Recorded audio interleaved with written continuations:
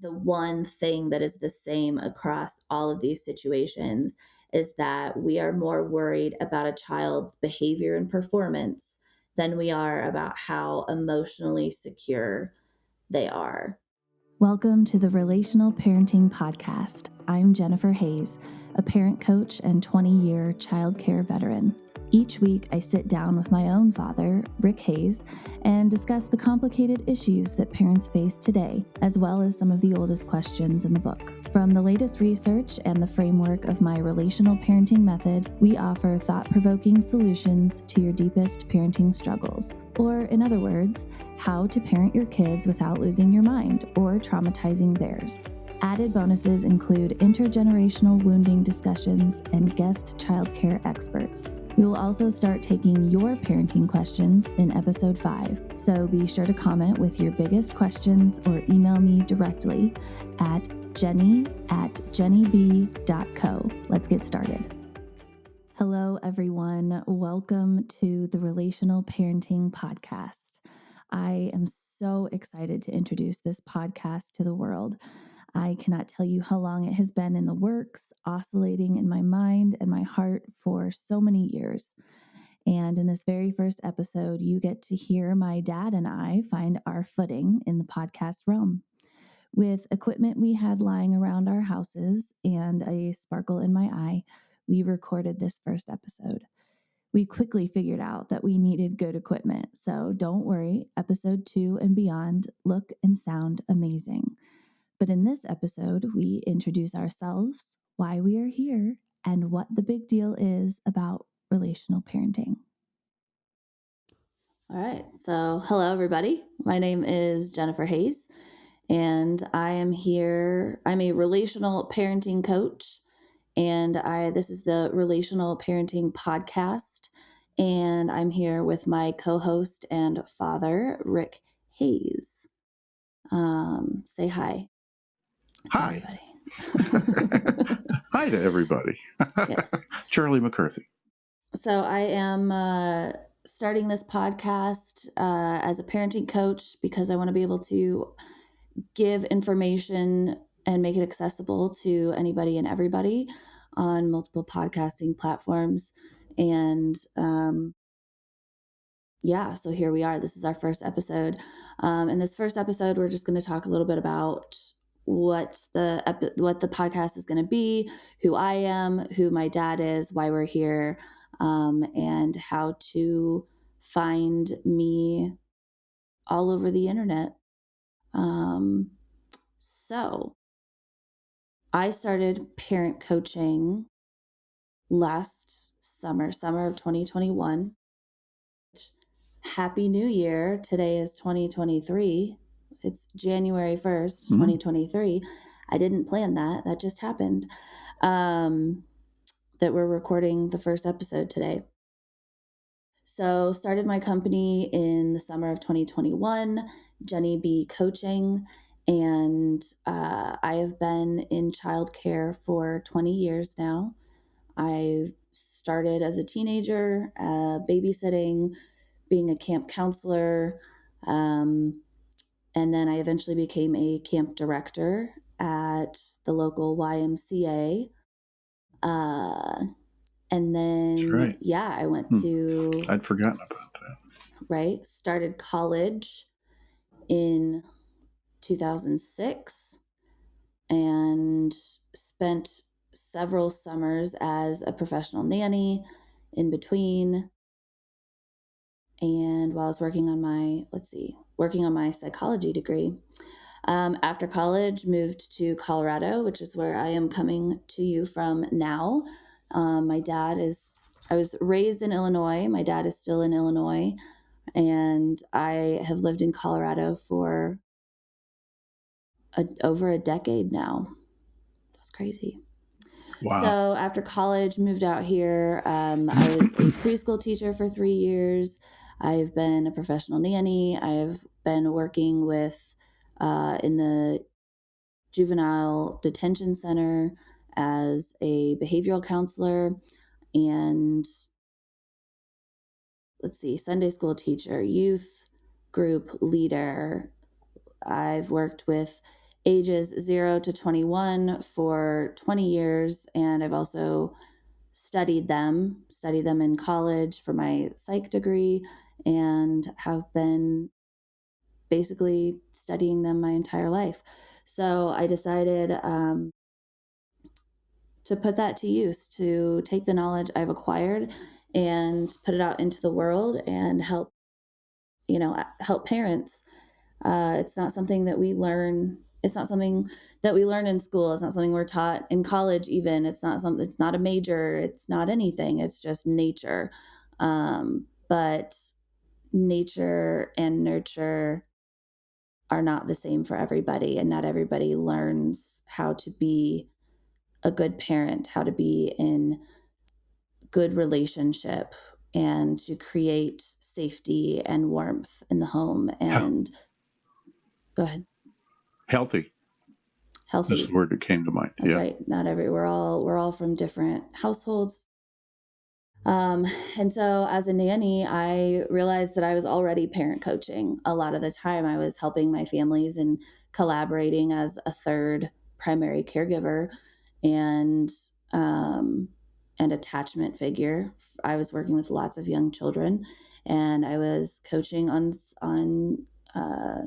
sleep schedules and effective, meeting the needs of toddlers effectively and whatnot, just through my own experience and what I studied in school. And now, I've been reading all the books and all the things the last few years and all the research, and decided it was time to, instead of helping one family at a time for a couple of years, I could help lots of families Mm-hmm. at the same time, hundreds and hundreds and hundreds and thousands if I want to. And that's what I want to do. So we are here today to start spreading the knowledge. And anyone who's listening to this, I'm so grateful that you are here. Thank you for being here with us. And I'm going to let my dad introduce himself a little bit, and then we're going to dive into relational parenting and what that is. Cool. Yeah, it's a little combination of hands-on. We're kind of amateurs. You're more professional at it than I am, but just a love of kids and a desire to make the world a better place. We'll see if that is something that people want to listen to or not. See if we can share.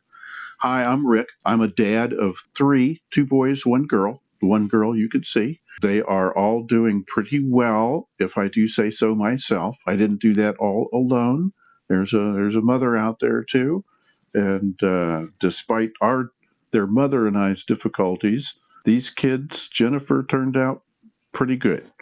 And is Thanks. now wanting to spread it around, spread the blessing around a little bit. I've been studying kids and my kids and others for a long time too. This was always, raising kids was my favorite thing. How they work, learning how they work and how to deal with them. It was always a pretty conscious thing with me. And it's an avocation for me, but I also have been through, in addition to parenting, I've also been, got on the school board, what else? I got, I was a karate senpai with partial responsibility for training young students, Sunday school teacher, leader. Right now, I'm a leader of teams of software developers. I like working with people of all ages, I guess, but I was especially fascinated with kids because you get them young. The things we teach our kids when they're young are with them the rest of their life. That's how parents screw their kids up or give them good tools to go on. And like Jenny mentioned, not everybody gets a good role model. And I certainly was not a magical role model, but I worked pretty hard at being a decent role model, at showing respect, giving respect, and having conversations with the kids. We're pretty open about talking about things and talking things through. So I don't know if that's too rational or something. That doesn't necessarily work with a 2-year-old, but as they were getting older, I don't know. I just loved raising kids, working with kids in Sunday school and in regular schools, and just enjoy doing that. I'm also interested. My background was in biology and philosophy, college education, and so I've always been interested in people and cognition, how they think, and what motivates them, and how that affects their behavior. And so I'm just kind of a student of people that way too. It's interesting to watch people with different stresses and strains in their life and how they react and how to help. You know, so that's me. Well, and when I came to you to ask you to do this podcast with me, I told you that I had been doing some soul searching about how to put myself out there, and that I was Yeah. struggling with doing it in the way that a lot of entrepreneurs are doing it these days, which is through social Hmm. media, posting and making reels and all of that. And Mm-hmm. that's not something I enjoy, like once in a while, but it's not something I enjoy. And I was really struggling with putting myself out there. And I got really quiet and call it meditating or praying. I Mm-hmm. just listened, and I got this image of me in this green chair in the corner of my office Ha ha ha. talking to a camera. And a day or two later, it became you on the other side, and this memory of being a middle schooler, high schooler, teenager, having these long philosophical conversations in the car. We talked in other places, in other situations, but the car was always like the place where me and dad had these like really deep exploratory conversations. And I realized that that is something that I enjoy, and that it would be a way to discuss complicated topics with multiple facets. Um, Nothing is black and white, right or wrong. And most, if not all, situations in life and in parenting have many ways to approach those situations. And so I thought that it would be beneficial to my audience as well for us to do some deep diving into parenting topics instead of little snippets on Instagram. Um, so I called you and I asked you if you would be interested in doing Yeah. something like this with me, and you were pretty much a resounding yes.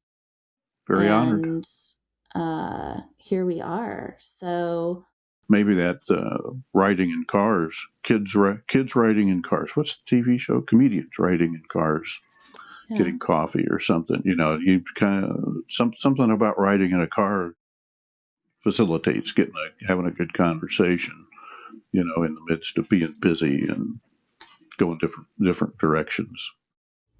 Yeah, well, there's a there's an energy to it because you aren't it doesn't feel vulnerable when you don't have to look at each other and you're in a car, and you don't, like, one person has something Hmm. else to focus on, which is driving Mm-hmm. and the road, and the other person, in this situation, the child, me, Mm-hmm. didn't feel like I was being like interviewed or grilled about a specific thing, and you weren't just like All right. looking at me and being like, "Well, how's life? How's this? How's that? What's this? What's happening here?"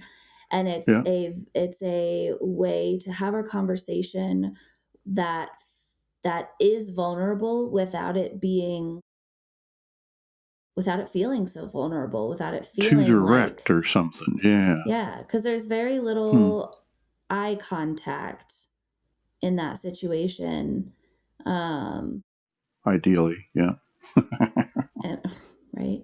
And it's not like in certain kinds of conversations, you want there to be like no distractions and this, but with your kid, especially when your kid is older and seeking independence and doesn't want to tell you every little thing about their life, Yeah. that Yeah. specific setting is kind of perfect.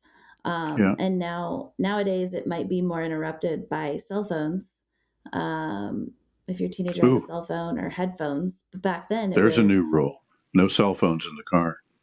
well, but back then it was, I just sat there and stared out the window or something, there wasn't Yeah. anything else I Yeah. was doing. I wasn't, Earbuds. but I mean, even back then, like if you were in the car, you just listened to the radio together. It wasn't Yeah. as Yeah. common for everyone to have their own thing going on in their head all the time. Yeah. But Hmm. but yeah, let's touch on relational parenting. So I named what I do what I teach, relational parenting, Mm-hmm.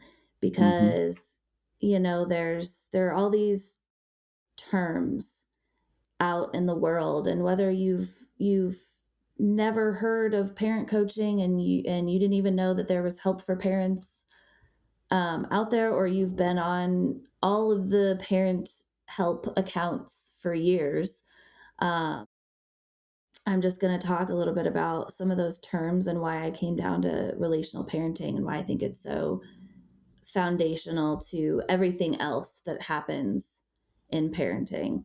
Um, so there's gentle parenting is a term, authoritative parenting. Hmm. There's conscious parenting, mindful parenting, authentic Hmm. parenting, um,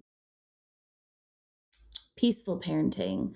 And that was actually peaceful parenting was one that when I first started my company, that I was using. That's the term I was using. Um, but the reality is that these parenting isn't always peaceful. Families aren't always That's right. at peace. And in fact, if That's we right. were, we wouldn't be human. Like natural conflict, healthy conflict is kind of what keeps the ball rolling in life. It's what life is. Um, there, It's a good theoretical ideal, but life intervenes sometimes, and things get wild and woolly. And yeah. well, maybe a better term would be non-violent parenting versus peaceful Okay. parenting, There you go. because There you go. then you're talking about what you aren't gonna do to your child versus this idealistic rainbows and butterflies existence that isn't real either. Establish Um, a baseline of activity. Yeah, there are certain things we don't do yeah. and So, work I in mean, that framework. I'm on board with non-violent parenting. So relational parenting, I will at some point share a pyramid that I created, that illustrates my philosophy, and that is that at the bottom of the pyramid, if you picture a triangle, right? It's wider at the bottom, thinner at the top. And at the bottom is your foundation. It's what you have, and you have to build on top of the foundation in order to create, um, what we're talking about in this situation, which is a successful, healthy childhood. And in There you go. order to build that, at the bottom has to be that physical needs are being met, right? So we have to eat, we have to sleep, we have to be clean, and eliminate and be cleaned up after. And we need physical closeness. That's very important. And um, Kind of the Maslow thing. I mean, there's certain things with which you can't really do without long term. Yeah, well, so at the base, when you have a child, when you have a newborn, a baby, their primary needs that parents are worried about meeting is: are they eating enough? Are they sleeping enough? Are they pooping enough? Are we keeping them Basics. clean? Yeah. And then, the holding and response, being responsive to crying. But the Mm-hmm. responsiveness isn't physical. That's the next layer up that we're gonna dig into a little bit more. But being held is a physical need, Yep. by all humans, not just children. Well documented.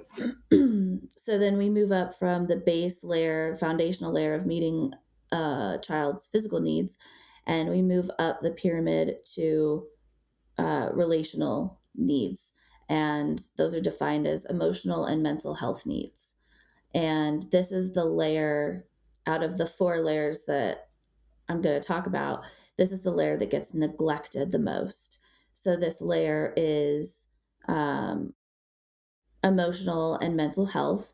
And this is where we are focusing on how responsive we are to our child Mm-hmm. from birth. So when the baby Mm-hmm. cries, is the baby responded to, and is the baby Mm-hmm. responded to gently, kindly, lovingly? This is where we are having conversations and explanations with our 3-year-old, our 5-year-old, our 10-year-old. When a behavior happens, how are we responding lovingly, kindly, maybe firmly, but we're not reacting and with anger and yelling, and like we are Not regulated. we're not Right. traumatizing them, right? Or Right. sharing our trauma. Although you do want teach kids to be competitive a little bit, and I guess to a degree, different parents would differ, but because the world can be a tough place, so you want to prepare them for that too. But for Right. But young kids especially, they will learn that in other situations in life. mm-hmm. They'll pick sports to play. They'll pick, maybe they'll be competitive in academics. Maybe they'll play an School instrument. competitive, yeah, Whatever, whatever they end up being interested in, the world will teach them that the world is a cruel place. toughen them up a That little bit, those yeah. 0 to 5 years where you have little ones and they are just little emotions running around on legs, and they have no clue what's going on. Every little thing that happens to them, everything they Yeah, see every day, everything they touch, everything they feel, everything they eat, everything is brand new to yeah, that baby. they're just And exploring, from yeah, 0 to 5, you are that child's entire world. The yeah, parent. yeah, And if you are the one causing harm, causing trauma, causing anxiety, causing shame, causing guilt, then that child will enter the world already traumatized, and they will approach the world with fear instead of yep, confidence, and they will approach the world with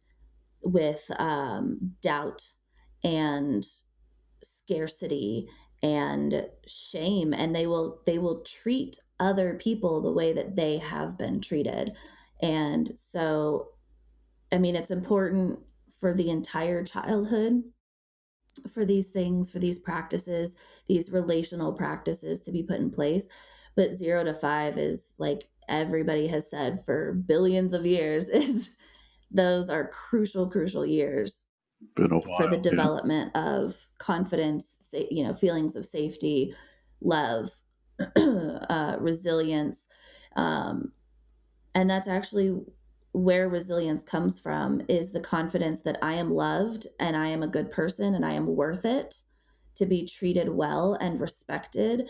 If you raise a child to be talked down to be disrespected, to be full of guilt and shame, then they are never going to build the resilience to approach a hard world.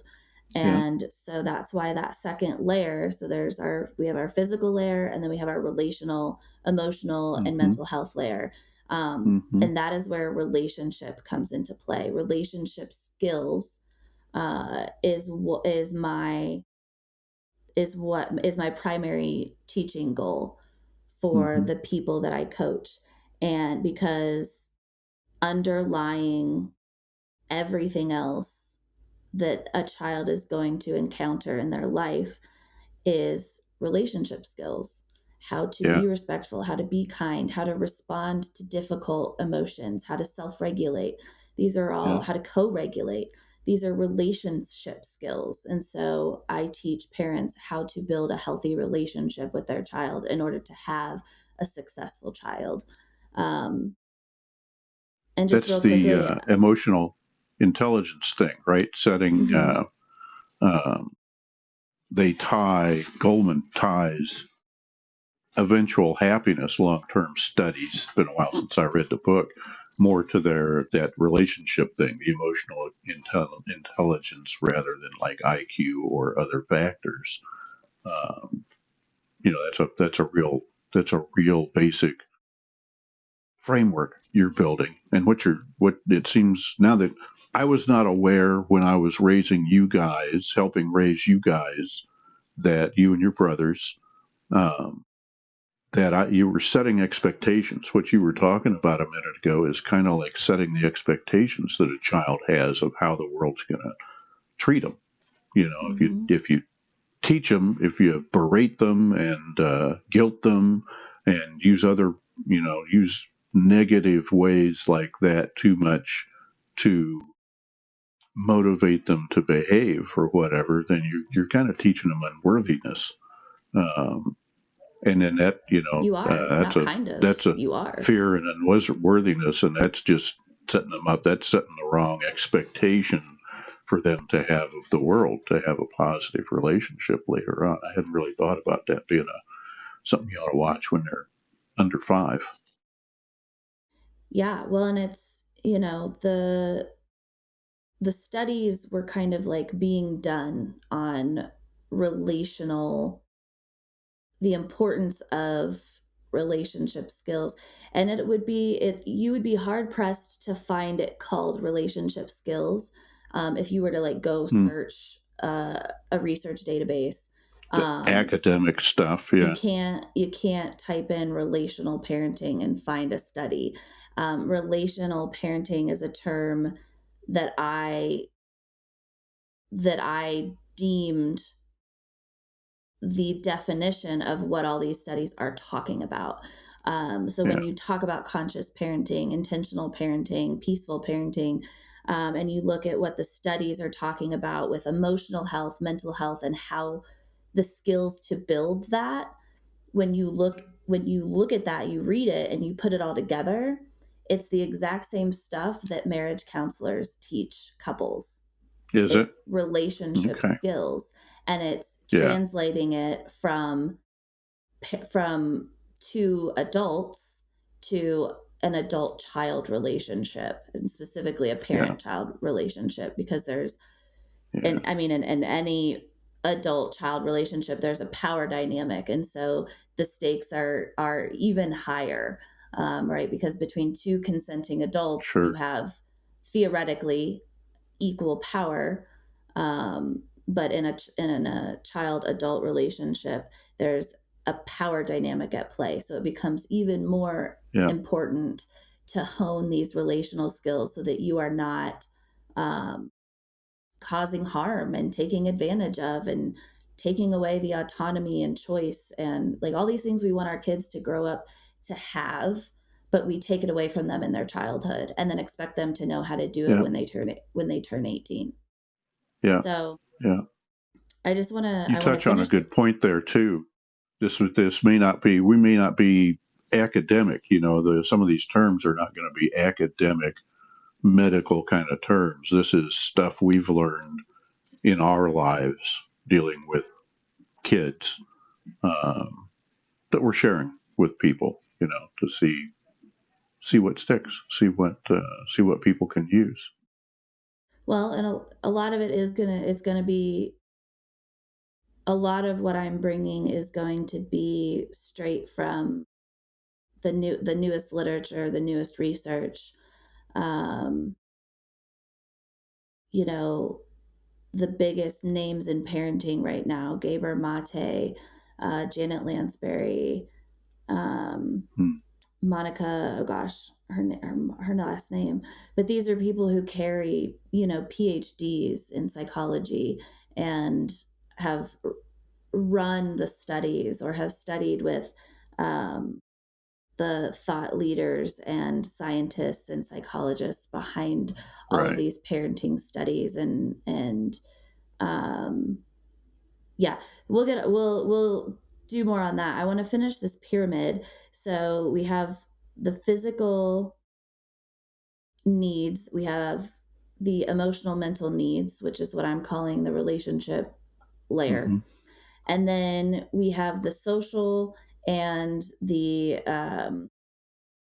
academic. So Hmm. we you know we build this emotional and mental health in the brain, and then our children become more capable of being social and greeting people and hugging people and going to school and having Absolutely. friends.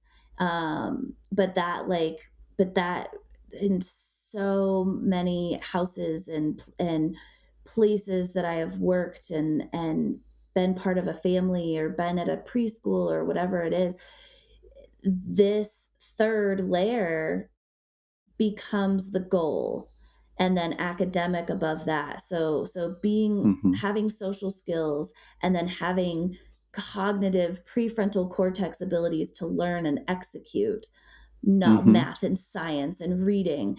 Those two things are often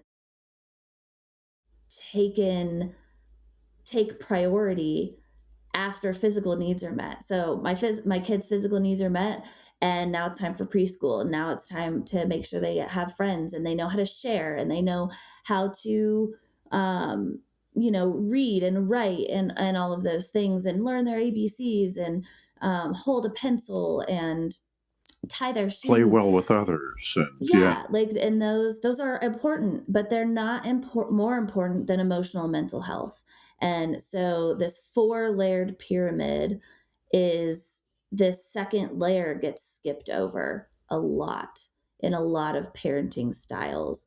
And the research now is showing that that second layer being skipped is actually causing delays in these other two layers, and especially sure. into adulthood and relationship building and marriages, partnerships, friendships, what have you, are highly affected by this lack of emotional and mental health that should have been built in those first 5 years.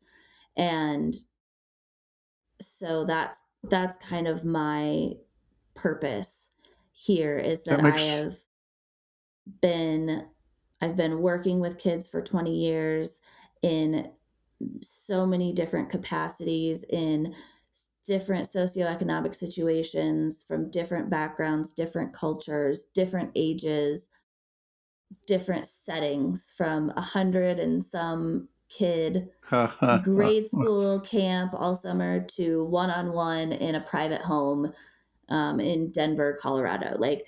yeah, And the one thing that is the same across all of these situations is that we are more worried about a child's behavior and performance than we are about how emotionally secure they are. And so that's what I'm here to dispel. That's what I'm here to talk about with you and explore. And that's what I'm here to teach. make That's what people I'm here think to about teach it. people.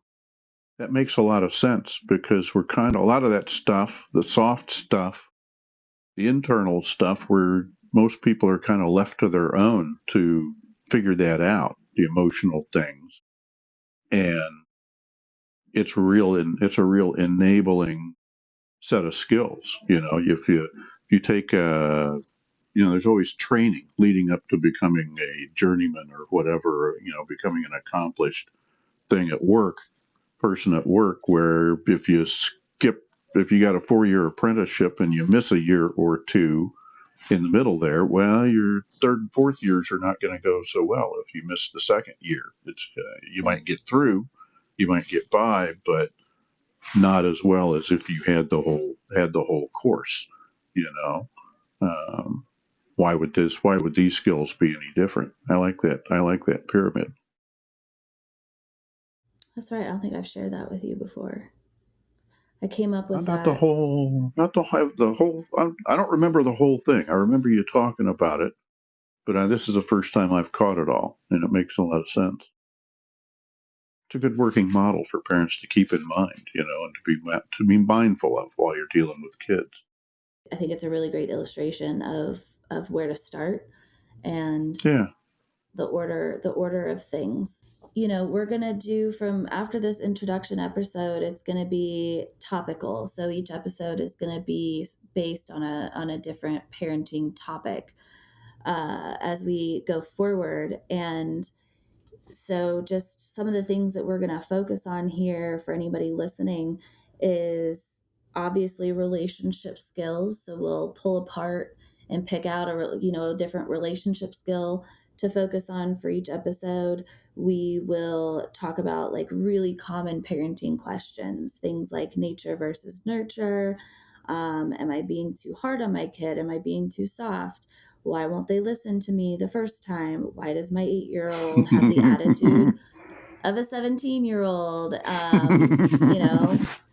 yep, Addressing, there's thousands upon thousands of little tiny micro situations that occur every single day in anyone's household, and yep, especially when you have kids and if you have multiple kids, and each of them with their own personalities and their own needs and their own yep. emotional needs, right? Because each kid is going to be different.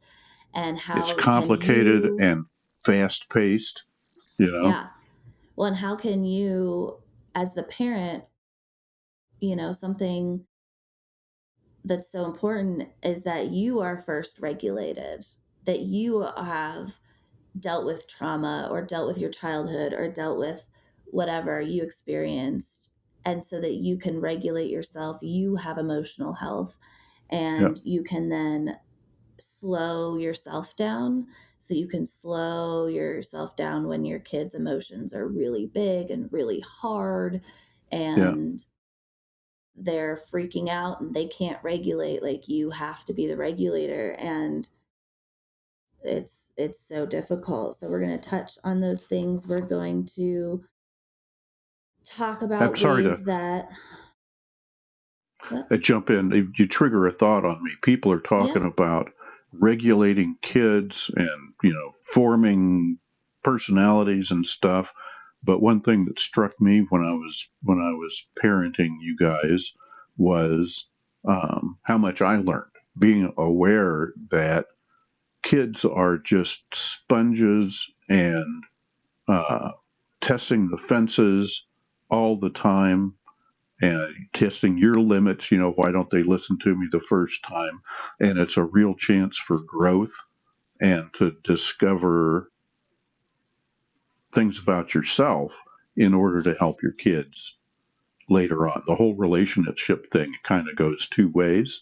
And don't, just to remind people, don't think you're the master and of everything and it's only one way. Be aware, be open that if you haven't done this before, or had this kind of child before, or been in this mood, a kid with this mood in these circumstances, it's very, very, it can be very complicated. Be open to how do I want to play this? What's the principle I'm working with here? And non-violence or not no trauma, and how do I do this healthy? And sometimes it'll set you back on your heels doing all this stuff. That's just popped into my head there. Sorry to interrupt. Go ahead. No, that's With okay. That's a really good point, because it's so true. I always say that kids are sponges and mirrors. So they will absorb anything and yeah, everything you yeah, do. They will watch you. All they're doing all day, every day is watching you and listening to you. And then they're going to start reflecting back to you what you've been doing. And that's you're going right. to They'll use see your it. tricks on you. Yeah, You're going to see it in them, and you're going to think that they're little tyrants. But what they're that's right. doing is doing to you exactly what you've been walking around doing. They are And doing their job, learning to control the world around them, yeah, with the well, and tools you taught them. the other thing I say is that parenting is the single most educational experience that anyone will ever go through. Over anything else, parenting will teach you more about yourself than any Yeah, other experience, endeavor in the yeah, world will ever teach you. yeah, Your child will teach you more about yourself than anything. yeah. And that is not easy. That's not It's a Growth is lifelong painful. growth exercise. Like Yeah, choosing to have kids it's not just the natural urge to procreate. Like we are yeah, creatures of seeking and learning and growing, and children help us with that. And like you said, that relationship goes two ways. Like children are yeah, contributing to your yeah, relationship. They're contributing to your growth. They're doing their job as the little tiny humans that they are and they have come to earth to be. And yeah. you are their parent doing your job. And but somewhere along the way, there became this hierarchical power dynamic, and that parents know it all and have seen it all, and they know how the world works, and you're Do going it to my way. respect, I've earned my place in the world, and you're new Yeah, here, and you're going to yeah. listen to me, and you're going to take my advice, and if you don't, then you're disrespectful. Then there's And it's a just, negative it's not consequence. true. And however it is that we got to this place in parenting and how we raise children is irrelevant. What matters is that, there's widespread knowledge that we need to shift how we're parenting. If we want the world to change, if we want the world to be a kinder place, a more inclusive place, a more loving place, a more joyful place to live, then we have to stop parenting our kids to be traumatized and to Yeah, create a traumatized world. to And expect that. Yeah, I'm going to share tools that parents can start using today.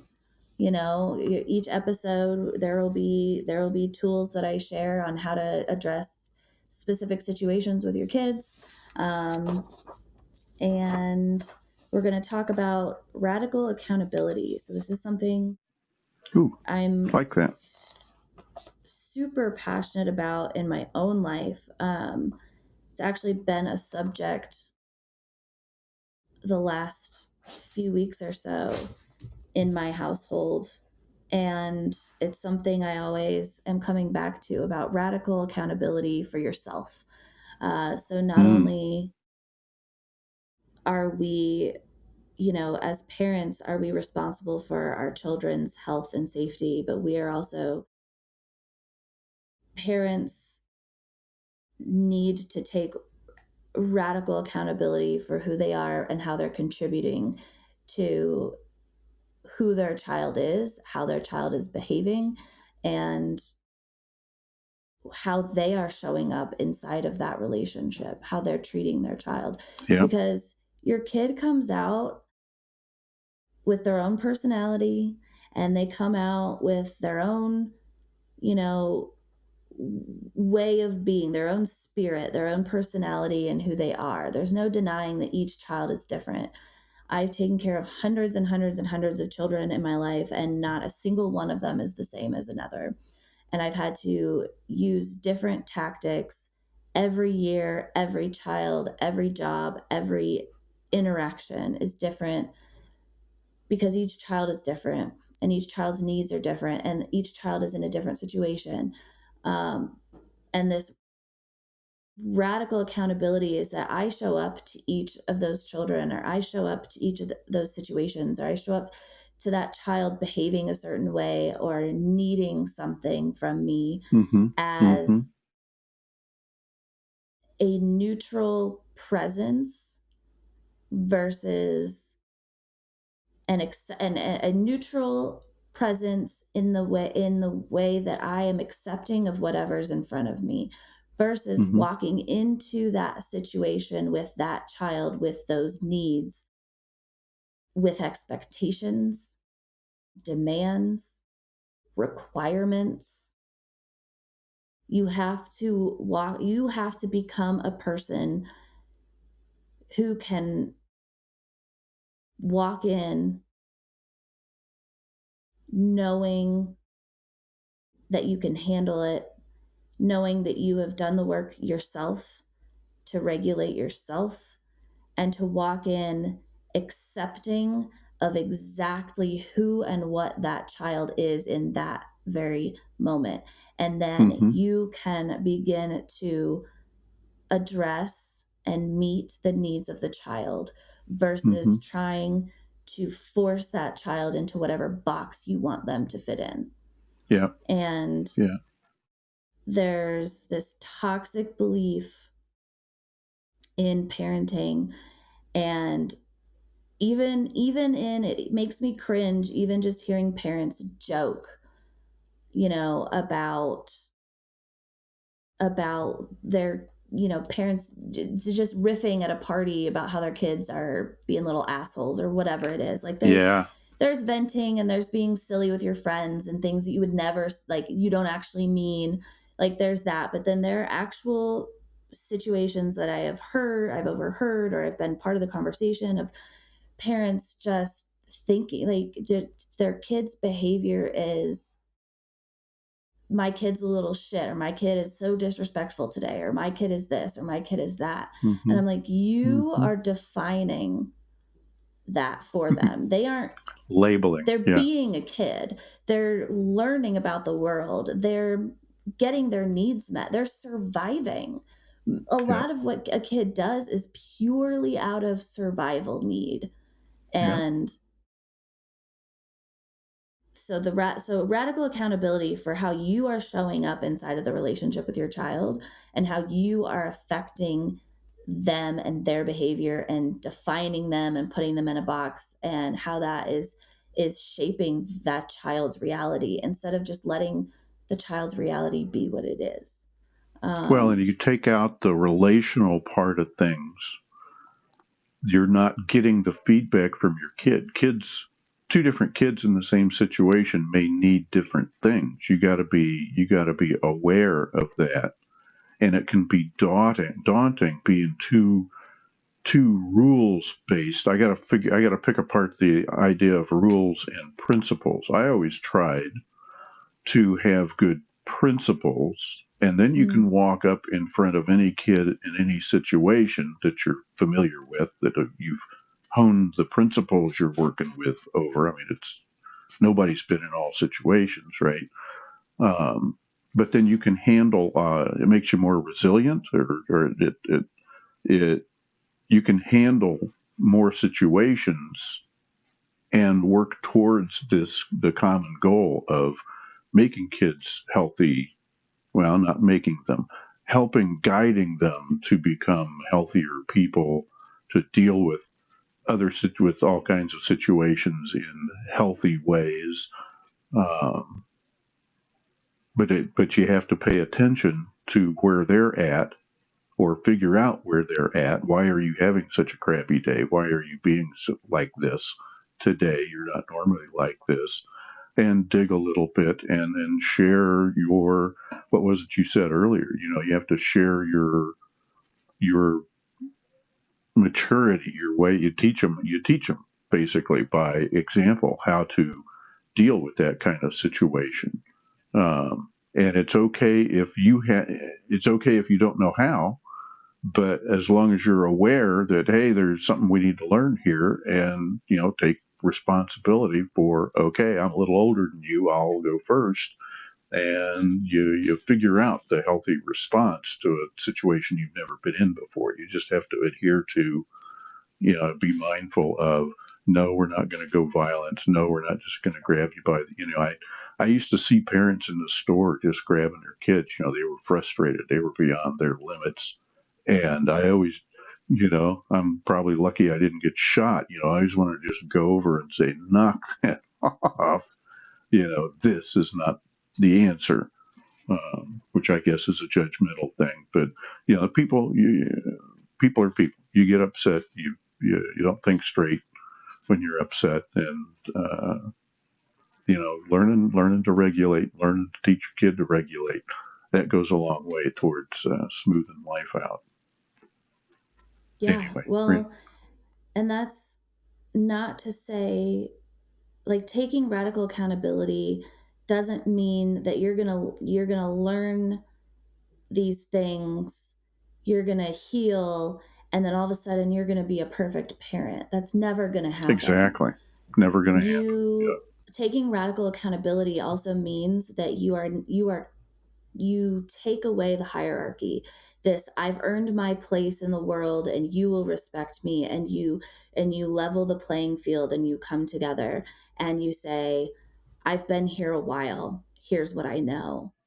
Yeah. Here's how I see that you are so frustrated, and we've been out and about Christmas shopping for 6 hours and you haven't gotten your nap, and you need more than just a snack bar, and you're overstimulated with the lights and the noise and the whatever. Like, taking radical accountability is you taking the role of teacher and someone with experience. You haven't earned your place in this world. You have learned your place in this world.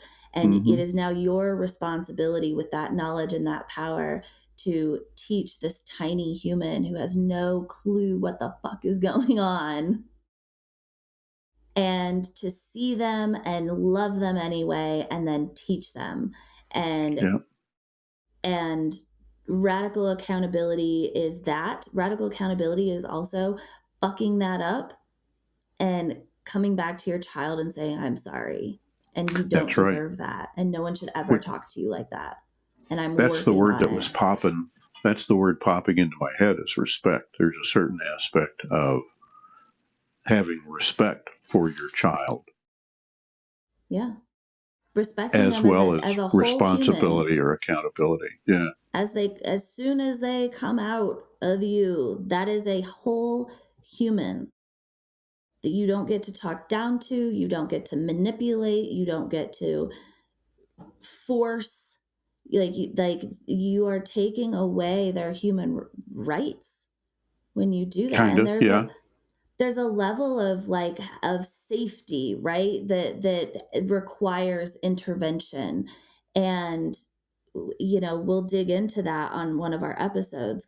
But outside of grabbing them and removing them from the street as a truck whizzes by, yes, please do that. I'm infringing on your personal liberty here a little bit, but please do that. But this, if your child, you put a meal in front of your child and they eat what they want from that meal, and then forcing them to sit at the table until they take 2 more bites of whatever, that's force. And the reality is children need to learn how to, in that situation, they need to learn how to listen to their bodies. They need to learn how to, and they also need to try new things. So where's the balance in that, without forcing your child, without manipulating your child into eating the broccoli? Right. Can you just ask them, like you would either an older child or an adult, like if I just tried a new recipe and put it in front of my husband, and he, was like, this looks weird. And I was like, smells weird, looks weird, I know whatever. it's new. Will you just try it for me? And then he's like, okay, like, I want to try this because you for whatever, all the reasons you tried and you did this new thing, and he tries it and he doesn't like it. I'm not going to be like, well, you can't get up from the table until you take at least 3 bites of that. So why are we saying that to our kids? Like, our children need to listen to their bodies. They need to listen to their brain's response to, like, I don't like that. And exposing them to new things is our job. Forcing them to do those new things is not our job. So how about the rule of you can't decide you don't like something until you've tried it? I don't know about a number of bites, or what your remembrance of that rule was, but it's like you got to take a bite of broccoli or Brussels sprouts before you decide you don't like them, because you never know. Well, so this is where at a Kind of depends certain on age too. age, you kind of have to be upper, depending on development, because every child develops at a different pace. So some 2-year-olds, you could have that conversation. Some 2-year-olds, you couldn't. Yeah, some days. But there needs to be a conversation about how we, try new things. And you can even give an example of how, if you say mommy or daddy tried, trying new things is scary. I know that looks weird, doesn't it? That looks like what does that look like? You pick up and you're like, it kind of looks like a tiny tree. Do you think that we eat trees? And just like literally just say out loud the thoughts that you think they might be having, and just make it this curious, like, conversation. And just saying those things out loud takes away the scariness of it. And you can even be like, can I try one? And they'll be like, yeah. And I mean, there's some kids, I've actually done that and said, like, could I try one? And they'll be like, no, that's mine. That's my food. That was on my plate, And then they eat it because, I wasn't going to like steal it. I wasn't threatening them like, oh, I'm going to eat it, because that's also, that's another thing. But, you get past when it's just resistance, when it's not like it smells bad to me, it's just like I don't want to right now. Right. And maybe the first time you have that curiosity and that silly conversation with them, they still refuse to put it in their mouth. That's okay. A few days later, you're going to make broccoli again, and you're going to put it on their plate, and you're going to have that conversation again. And someday your child is going to put broccoli in their mouth. Yeah. Like power struggles, you have to Let work. It be hard. Let them listen to themselves. Make it as less hard and scary as you can until they feel ready to do it. Lower the resistance to it as much as you can. Don't make it a power struggle. Power struggles are, sometimes you need them. Sometimes you need to snatch them out of the street. But power struggles, as a rule, are less useful the older a kid gets. That's just where you get rebellion. I watch people and it's like, oh man, that kid's going to rebel one day because you're just making them do arbitrary things too much.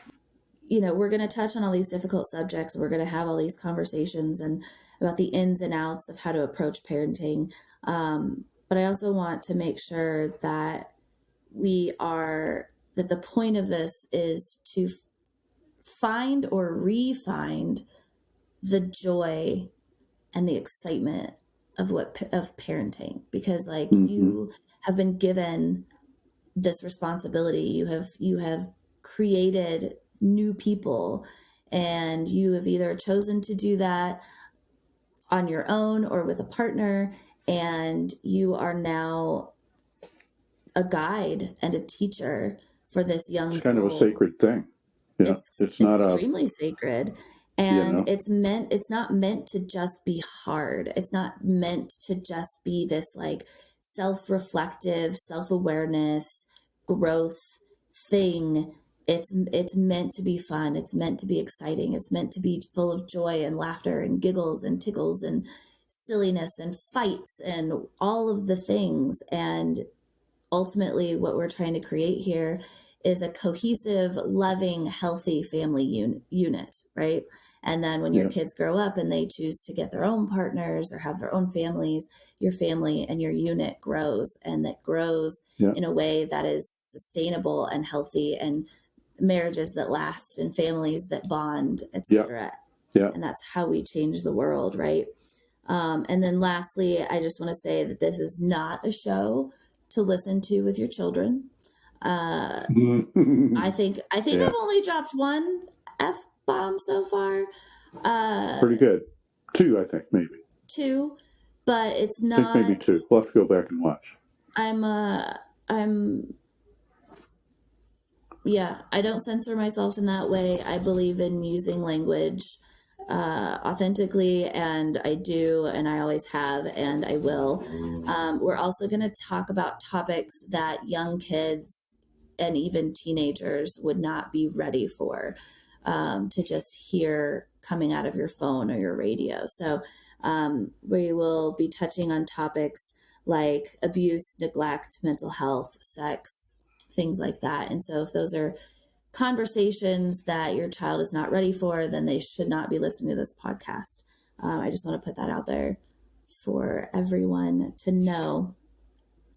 And then, so we're going to start obviously picking our own topics and having these conversations. We're going to do about an hour every week, but we would love to either hear in the comments or via email what topics you guys want to hear about. So we want to know what parents are working on, what stage you're in, what questions you have, what do you want to hear about? What do you want to get advice on, and what do you want to hear us talk about on here?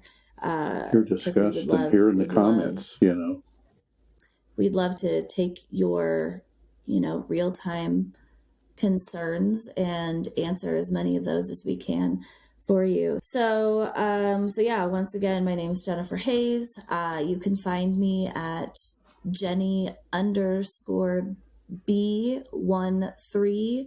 That's B as in boy, E as in bumblebee, 13 on Instagram. I am on TikTok at Parent Coaching, and you can email me at Jennie, JENNIE, at jennieb.co, JENNIEBEE.co.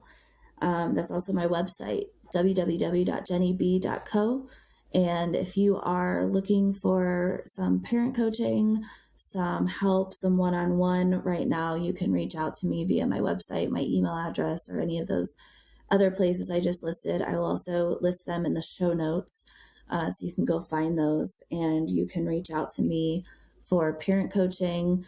You can submit topics to that email address, and you can also go to my website and sign up for my weekly email newsletter that I will be starting here in the next couple of weeks as well. So you can get weekly parenting tips and support from me as well, directly to your inbox.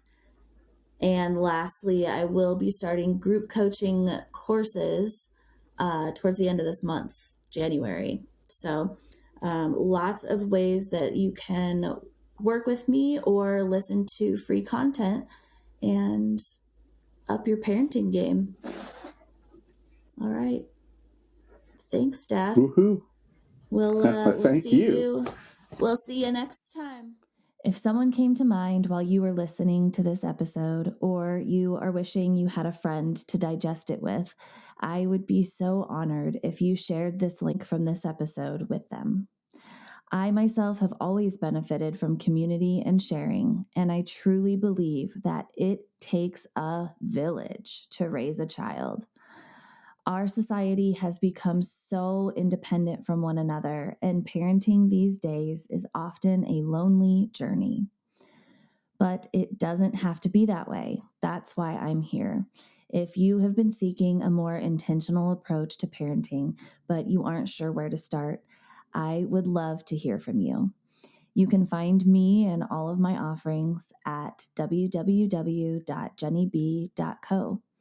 And come follow me on all major social media platforms. It fills my heart to hear your stories, where you come from, and your big goals for raising the next generation.